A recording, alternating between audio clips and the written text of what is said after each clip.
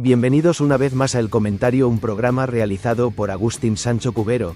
Este programa está disponible en YouTube y en las principales plataformas de podcasts. No te olvides de suscribirte, es gratis. A continuación empezamos el programa. El aire de Cebreros en julio olía a pino y a tierra seca. Un aroma áspero que se pegaba a la memoria y que Adolfo, incluso en los salones más fastuosos del poder, nunca olvidaría del todo.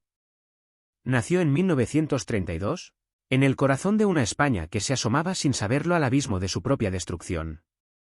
Su padre, Hipólito, era un procurador republicano, un hombre de ideas claras en un tiempo de confusiones turbias, y su madre, Herminia, la encarnación de la tenacidad silenciosa.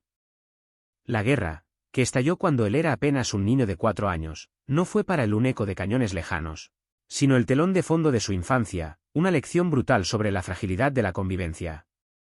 Vio el miedo en los ojos de los mayores, sintió el hambre que apretaba el estómago y aprendió a moverse en un mundo donde cada palabra tenía un peso y cada silencio una intención.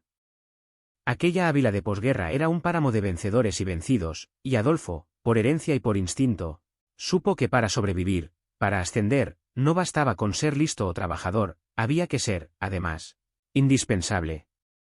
Estudió Derecho en Salamanca, pero su verdadera universidad fue la vida, el trato con la gente, el arte sutil de la persuasión. Era un seductor nato, no solo de mujeres, que también, sino de voluntades.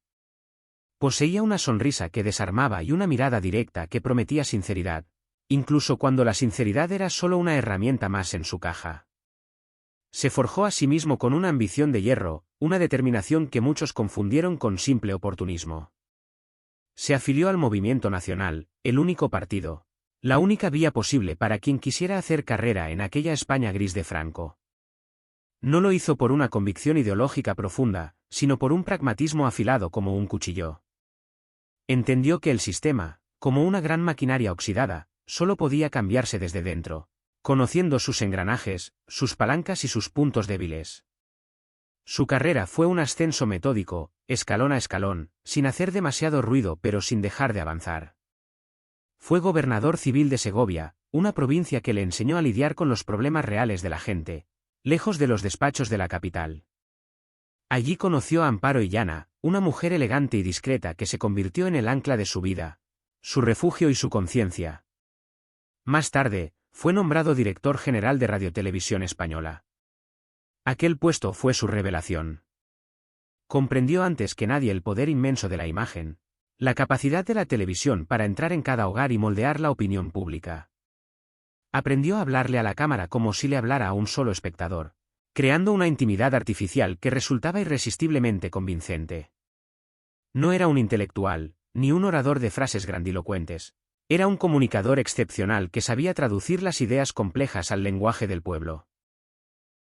La muerte de su mentor, Fernando Herrero Tejedor, en un accidente de tráfico, fue un golpe terrible pero también una puerta inesperada. Adolfo heredó su puesto como ministro secretario general del movimiento, el corazón administrativo del régimen. Desde esa atalaya, observó el lento crepúsculo del dictador. Franco envejecía, y con él todo el edificio político que había construido. En los pasillos del poder se mascaba la incertidumbre. ¿Qué vendría después? El miedo a lo desconocido era el sentimiento dominante. El 20 de noviembre de 1975, Franco murió en su cama. España contuvo la respiración. El hombre que había gobernado el país con mano de hierro durante casi 40 años ya no estaba. El futuro era una página en blanco. El rey Juan Carlos I, sucesor designado por el propio Franco, era una incógnita para casi todos. El búnker, la facción más inmovilista del régimen, confiaba en que sería un monarca títere, una simple continuación. La oposición democrática en el exilio y en la clandestinidad lo miraba con recelo, como una pieza más del engranaje franquista. Pero el rey tenía sus propios planes, una hoja de ruta secreta para desmontar la dictadura y traer la democracia. Para ello necesitaba a un hombre, un piloto audaz y leal que estuviera dispuesto a navegar la tormenta que se avecinaba. Su mirada, aconsejada por el astuto Torcuato Fernández Miranda, presidente de las Cortes y de su Consejo, se posó en aquel joven ministro, Adolfo Suárez. En julio de 1976, para sorpresa y estupor de toda la clase política, El rey lo nombró presidente del gobierno. La noticia cayó como una bomba. Para la derecha más dura, era un traidor, una arribista que se había servido del régimen para dinamitarlo. Para la izquierda, era un hombre del sistema, una operación de maquillaje para que nada cambiara. Manuel Fraga, uno de los pesos pesados del gobierno saliente, se cuenta que exclamó con amargura: ¡qué error! ¡Qué inmenso error! Nadie, absolutamente nadie, confiaba en él. Y esa fue, paradójicamente, su mayor ventaja. Libre de ataduras, sin deberle nada a nadie más que al rey y a su propia conciencia, se dispuso a hacer lo imposible. Su primer movimiento fue una obra maestra de audacia política, un jaque mate al sistema desde sus propias entrañas. Presentó a las Cortes franquistas, un parlamento compuesto por hombres del régimen, una ley para la reforma política. Aquella ley no era una simple reforma, era una liquidación.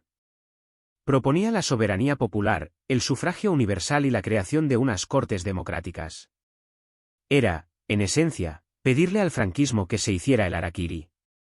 Adolfo se jugó todo a una carta. Recorrió los despachos, habló con los procuradores uno por uno. Usó su encanto, su poder de convicción, pero también la amenaza velada. Y finalmente, subió a la tribuna del hemiciclo para pronunciar el discurso de su vida. No fue una arenga incendiaria, sino una apelación serena a la responsabilidad y al sentido de Estado. Les dijo que el futuro de España estaba en sus manos, que podían elegir entre aferrarse a un pasado muerto o abrir las puertas a un futuro de libertad y concordia. Les pidió que elevaran a la categoría política de normal lo que en la calle era simplemente normal. Y ocurrió el milagro. Las Cortes franquistas, en un acto de inmolación histórica, aprobaron su propia disolución. El pueblo español refrendó la ley en un referéndum con un apoyo abrumador. La puerta a la democracia estaba abierta. El siguiente paso era aún más peligroso, el más delicado de todos. La legalización de los partidos políticos. El Partido Socialista Obrero Español, los nacionalistas vascos y catalanes, los grupos liberales y democristianos fueron legalizados sin demasiada controversia. Pero quedaba el gran tabú, el demonio que el régimen había agitado durante 40 años. El Partido Comunista de España. Para el ejército, para la derecha más reaccionaria, legalizar el PCE era una traición imperdonable, una línea roja que no se podía cruzar. Adolfo sabía que si daba ese paso, se jugaba no solo su carrera, sino posiblemente su vida y la paz de España. Mantuvo reuniones secretas con su líder, Santiago Carrillo, un hombre curtido en el exilio y en la clandestinidad. Fueron conversaciones tensas, llenas de desconfianza mutua al principio, pero ambos hombres comprendieron que estaban condenados a entenderse. Carrillo, en un gesto de pragmatismo, aceptó la monarquía y la bandera bicolor. El día elegido fue el Sábado Santo de 1977. Mientras España estaba de vacaciones, pensando en las procesiones y en la familia, el gobierno anunció por sorpresa la legalización del Partido Comunista. La conmoción fue total. Los generales pusieron el grito en el cielo. Hubo amenazas de golpe de Estado, momentos de una tensión casi insoportable. El ministro de Marina dimitió en el acto. Adolfo pasó las horas más difíciles de su vida pegado al teléfono, calmando a los militares, asegurándoles que la decisión era irreversible y necesaria para la reconciliación nacional. Resistió la presión inmensa. Aquel Sábado Santo Rojo, como lo bautizó la prensa, fue su victoria más amarga y más necesaria. Había demostrado que la democracia no tenía vuelta atrás. Con el tablero político completo, convocó las primeras elecciones libres en más de 40 años para el 15 de junio de 1977. Para competir, necesitaba un partido. Lo creó de la nada en apenas unas semanas, aglutinando a reformistas del régimen, socialdemócratas, liberales y democristianos en una coalición de centro llamada Unión de Centro Democrático.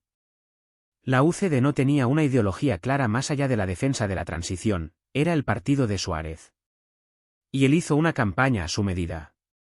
Usó la televisión de manera magistral. Se presentó no como un político, sino como un gestor, un hombre de Estado que pedía la confianza de los ciudadanos para culminar el viaje hacia la libertad.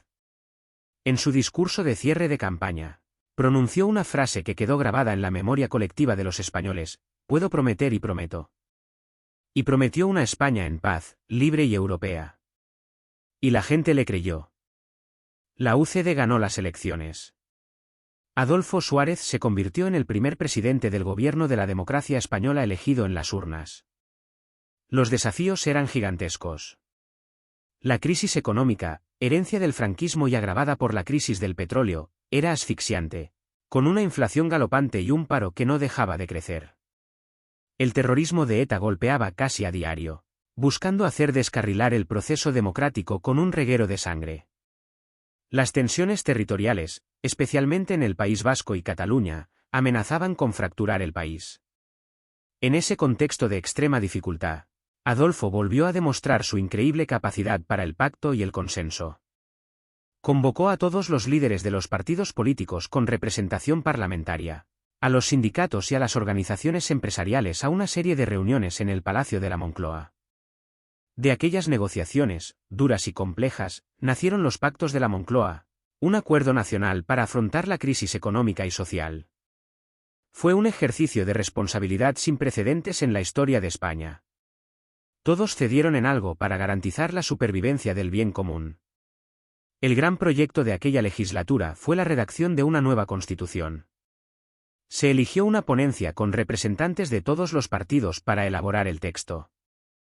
Adolfo se mantuvo en un segundo plano, dejando que los llamados padres de la Constitución trabajaran, pero supervisando el proceso, mediando en los puntos más conflictivos, como la cuestión religiosa, el modelo de Estado o la educación. Su obsesión era lograr una Constitución de todos y para todos, un marco de convivencia donde cupieran todas las Españas. Y lo consiguió. La Constitución de 1978 fue aprobada por las Cortes y ratificada por una amplísima mayoría del pueblo español en referéndum. La transición, en su fase constituyente, había culminado con éxito. Pero el poder, como un ácido, desgasta. Y los años heroicos dieron paso al desencanto. La crisis económica persistía, el terrorismo no cesaba y la UCD, aquel conglomerado de familias políticas dispares unidas solo por la figura de Suárez, empezó a resquebrajarse. Las luchas internas se volvieron feroces. Los varones del partido, que le debían todo a él, comenzaron a conspirar en su contra, a moverse en la sombra para derribarlo. Adolfo, que era un hombre de acción, un estratega brillante en las grandes batallas, se sentía incómodo en las miserias de la política de partido. Se fue quedando solo, cada vez más aislado en el Palacio de la Moncloa. Su carácter se agrió, se volvió más desconfiado y distante. La sonrisa que antes desarmaba ahora parecía un rictus de cansancio. En 1980, el Partido Socialista, liderado por un joven y ambicioso Felipe González, le presentó una moción de censura. Adolfo la superó en el Parlamento, pero salió mortalmente herido. Su discurso durante el debate fue una pieza oratoria memorable, una defensa apasionada y lúcida de su gestión, pero todos sintieron que era el canto del cisne. La demolición interna de su partido continuó, la presión de los poderes económicos y del ejército no cesaba, y la relación con el rey, antes tan estrecha, se había enfriado. Se sentía exhausto, traicionado y sin fuerzas para seguir luchando.